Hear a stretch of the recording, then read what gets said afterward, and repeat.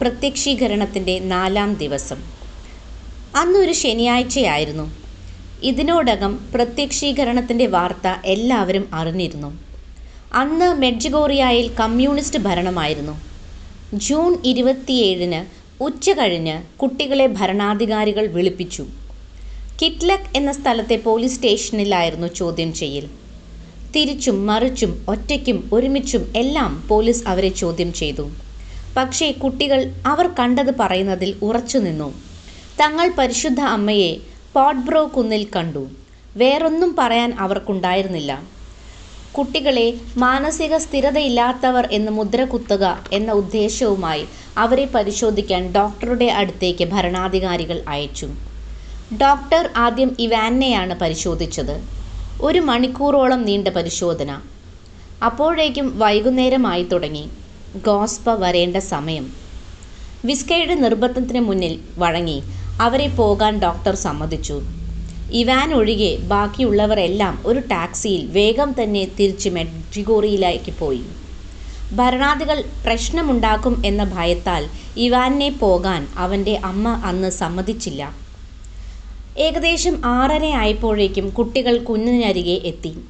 മിറിയാനയും ഇവാങ്കയും വിസ്കയും കുന്ന് കയറാൻ തുടങ്ങി. മരിയായും യാക്കോവും താഴെ മുകളിലേക്ക് നോക്കി നിന്നതേയുള്ളൂ. പെട്ടെന്ന് മരിയ ഒരു പ്രകാശം കണ്ടു. അന്ന് അവരോടൊപ്പം ഒരു ഫ്രാൻസിസ്കൻ പുരോഹിതനും ഉണ്ടായിരുന്നു. അദ്ദേഹം പറയുന്നത് ഇപ്രകാരമാണ്: പ്രകാശം കണ്ടയുടനെ മരിയയും യാക്കോവും വളരെ വേഗത്തിൽ കുന്ന് ഓടിക്കയറാൻ തുടങ്ങി. മരിയ അന്ന് ഒരു വെള്ളയും ചുവപ്പും കളറുള്ള ഉടുപ്പാണ് ധരിച്ചിരുന്നത്. അതുകൊണ്ട് തന്നെ അവൾ കയറിപ്പോകുന്നത് എനിക്ക് കാണാമായിരുന്നു, എത്ര ആൾത്തിരക്കിനിടയിലും. അവൾ ഓടുകയില്ല, പറക്കുകയാണ് എന്നെനിക്ക് തോന്നി. എനിക്ക് അവരോടൊപ്പം എത്താൻ സാധിച്ചില്ല. ഈ കല്ലുകൾ നിറഞ്ഞ കുന്നിൽ എങ്ങനെയാണ് കുട്ടികൾ ഇത്ര വേഗം യാത്ര ചെയ്ത് മുകളിലെത്തിയത് എന്ന് എനിക്ക് മനസ്സിലായില്ല. മരിയ കുന്നിൻ മുകളിലെത്തിയപ്പോൾ മറ്റ് വിഷണറീസിനെയൊന്നും അവൾക്ക് ഈ തിരക്കിനിടയിൽ കണ്ടെത്താൻ സാധിച്ചില്ല. പക്ഷേ ഗോസ്പയെ അവൾ കണ്ടു. ഒരു നിമിഷം കഴിഞ്ഞപ്പോൾ തന്നെ അമ്മ അപ്രത്യക്ഷയായി. മരിയയ്ക്ക് ഒന്നും മനസ്സിലാകുന്നില്ലായിരുന്നു. ചുറ്റും ജനമായിരുന്നു. വിഷണറീസ് എല്ലാം ഈ തിരക്കിനിടയിലൂടെ കുന്നിലേക്ക് കയറി വന്നപ്പോൾ കുന്നിൻ്റെ പല ഭാഗത്തായിപ്പോയി. പക്ഷേ പരിശുദ്ധ അമ്മയുടെ വരവിന് മുന്നോടിയായി 3 പ്രാവശ്യം പ്രകാശം മിന്നിമറയുമ്പോൾ എവിടെയായിരുന്ന വിഷണറിമാരും ഒരുമിച്ച് ഒരേ സ്ഥലത്ത് എത്തിച്ചേർന്നു. ഇത്ര തിരക്കിനിടയിലും അവർ എങ്ങനെ പരസ്പരം പറയാതെ ഒരേ സമയത്ത് പരസ്പരം കണ്ടുപിടിക്കുന്നു എന്നുള്ളത് ജനങ്ങൾക്ക് അത്ഭുതമായിരുന്നു. കുട്ടികൾ പ്രാർത്ഥിക്കുകയും പാട്ടുകൾ പാടുകയും ചെയ്തു. ജനങ്ങളും അവരോടൊപ്പം പങ്കുചേർന്നു. പരിശുദ്ധ അമ്മയെ കാണുമ്പോൾ കുട്ടികളുടെ മുഖഭാവം മാറും. ഒരു പ്രത്യേക തരം ആനന്ദം അവരിൽ പ്രകടമായിരുന്നു. ഈ ഭാവമാറ്റം കാണുമ്പോഴാണ് പരിശുദ്ധ അമ്മ വന്നു എന്ന് അടുത്തു നിന്നിരുന്നവർ മനസ്സിലാക്കിയിരുന്നത്. 4-ാം ദിവസവും കുട്ടികൾ അമ്മയോട് ഒത്തിരി കാര്യങ്ങൾ ചോദിച്ചു. മെഡ്ജുഗോറിയയിലെ ഫ്രാൻസിസ്കൻ സമൂഹം എന്താണ് ചെയ്യേണ്ടത് എന്ന് യാക്കോവ് ചോദിച്ചപ്പോൾ അവരോട് വിശ്വാസത്തിൽ സ്ഥിരതയോടെ മുന്നേറുവാനും ജനങ്ങളുടെ വിശ്വാസം സംരക്ഷിക്കുവാനും ആണ് അമ്മ ആവശ്യപ്പെട്ടത്. മറ്റുള്ളവർ തങ്ങളെ നുണയരായി കാണുന്നു എന്നായിരുന്നു യാക്കോവിൻ്റെയും മിരിയായിനയുടെയും സങ്കടം. അവർക്ക് വിശ്വസിക്കാൻ ഒരു അടയാളം കുട്ടികൾ ആവശ്യപ്പെട്ടപ്പോൾ മഡോണ പറഞ്ഞതിങ്ങനെയാണ്: എൻ്റെ മാലാഖ കുട്ടികളെ, അനീതി നിങ്ങൾ ഭയപ്പെടരുത്, അവ എപ്പോഴും നിലനിന്നിരുന്നു. പിന്നെ വിഷണറീസ് ചോദിച്ചത് ഞങ്ങൾ എങ്ങനെയാണ് പ്രാർത്ഥിക്കേണ്ടത് എന്നാണ്. നിങ്ങൾ സ്വർഗസ്ഥനായ പിതാവേ, നന്മ നിറഞ്ഞ മറിയമേ, ത്രിത്വസ്തുതി ഇവ 7 തവണ ചൊല്ലുന്നത് തുടരുക. പക്ഷേ വിശ്വാസപ്രമാണം എന്ന ജപം കൂടി നിങ്ങൾ അതിനോട് കൂട്ടിച്ചേർക്കണം. പ്രത്യക്ഷീകരണം അവസാനിച്ച് അവർ 5 പേരും ചേർന്ന് കുന്നിറങ്ങി വരികയായിരുന്നു. വഴിയിൽ വെച്ച് ഒരു തവണ കൂടി പരിശുദ്ധ അമ്മയെ അവർ കണ്ടു. എൻ്റെ കുഞ്ഞു മാലാഖമാരെ, ദൈവത്തിൻ്റെ സമാധാനത്തിന് നിങ്ങൾ പോയിക്കൊള്ളുക എന്ന് പറഞ്ഞ് അമ്മ അവരെ പറഞ്ഞയച്ചു.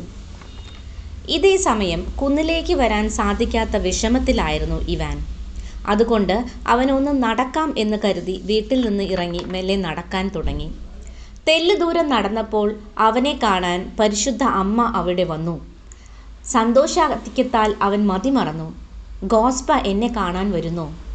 മഡോണ ഇവാനോട് സമാധാനത്തിലായിരിക്കുവാനും ധൈര്യത്തോടെ ആയിരിക്കുവാനും ഉപദേശിച്ചു. എന്നിട്ട് അവനെ നോക്കി പുഞ്ചിരിച്ച് അമ്മ അപ്രത്യക്ഷമായി. 4-ാം ദിവസത്തെ പ്രത്യക്ഷീകരണങ്ങൾ മറ്റു ദിവസങ്ങളേക്കാൾ തികച്ചും വ്യത്യസ്തമായിരുന്നു. ഫാദർ ജോസഫ് പെലേഷ്യർ പറയുന്നത് ഇങ്ങനെയാണ്: 4-ാം ദിവസം ഗോസ്പ പ്രത്യക്ഷപ്പെട്ട രീതികളും കുട്ടികൾ എല്ലാവരും തന്നെ അതേപ്പറ്റി ഒരുപോലെ ഉറപ്പിച്ചു പറയുന്നതും സംശയാലുക്കളുടെ വായടപ്പിക്കുന്നതാണ്. ഇത് ഈ കുട്ടികളെ കൊണ്ട് മെനഞ്ഞെടുക്കാൻ സാധിക്കാത്ത ഒരു കാര്യമാണ്. കാരണം അവർ അത്ര സാധാരണക്കാരായിരുന്നു. അതുപോലെ തന്നെ ജനത്തിരക്കിൽപ്പെട്ട് വിവിധ സ്ഥലത്തായിരുന്ന കുട്ടികൾ എങ്ങനെ പരിശുദ്ധ അമ്മ പ്രത്യക്ഷപ്പെടുമ്പോൾ ഒരേ സമയത്ത് എത്തിച്ചേരുന്നു എന്നുള്ളതും അത്ഭുതത്തിന് വകയായിരുന്നു. അതുപോലെ ഇവാനെ പോകാൻ സമ്മതിക്കാത്തത് മൂലം അവൻ്റെ വിഷമം കണ്ട അമ്മ അവന് പ്രത്യക്ഷപ്പെടുകയും പിന്നീട് അവൻ്റെ സ്വന്തം അമ്മ പോകുന്നതിൽ നിന്ന് അവനെ വിലക്കിയിട്ടുമില്ല. പക്ഷേ പോലീസിൻ്റെ ഇടപെടൽ കൂടിക്കൂടി വന്നു.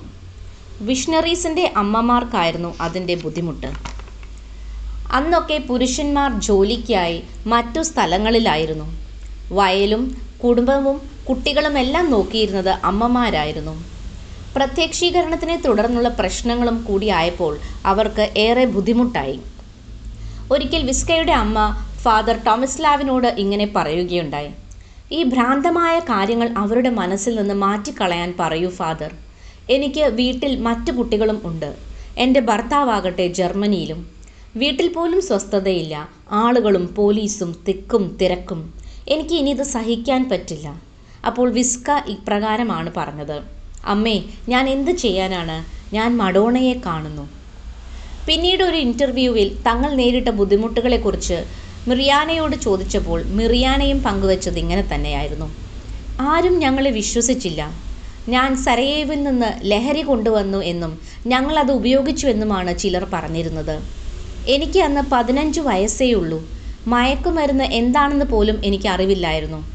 ഇതൊക്കെ ആദ്യം കേട്ടപ്പോൾ എനിക്ക് രാത്രി ഉറങ്ങുവാൻ സാധിച്ചിരുന്നില്ല. പക്ഷേ ഗോസ്പ ഞങ്ങളോട് മറ്റുള്ളവർ പറയുന്നത് കേട്ട് നിങ്ങൾ വിഷമിക്കരുത് എന്ന് പറഞ്ഞിരുന്നു. ഓരോ ദിവസം കഴിയുന്തോറും കുട്ടികൾക്ക് പ്രശ്നങ്ങൾ കൂടുതലായി നേരിടേണ്ടി വന്നു. പക്ഷേ മെഡ്ജുഗോറിയയിലെ സമാധാനത്തിൻ്റെ രാജ്ഞി അവരോടൊപ്പം ഉണ്ടായിരുന്നു, അവരെ ശക്തിപ്പെടുത്തിക്കൊണ്ട്. Ave Maria.